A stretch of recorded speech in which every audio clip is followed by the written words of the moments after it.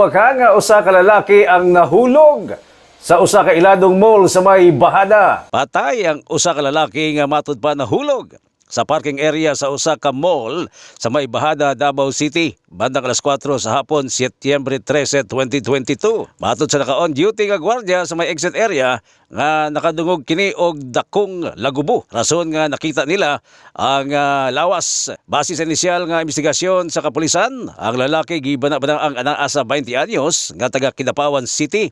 Og dunay suot nga itom nga jacket og rubber shoes. Og padayon pa ginahimong investigasyon sa mga kapulisan aron masuta ang identifikasyon sa biktima og kung nahulog ba kini o niambar. Og mao kadto ang Cubao Baka News. Kini si Ruben Casanova Jr. Karon, Cubao na ka!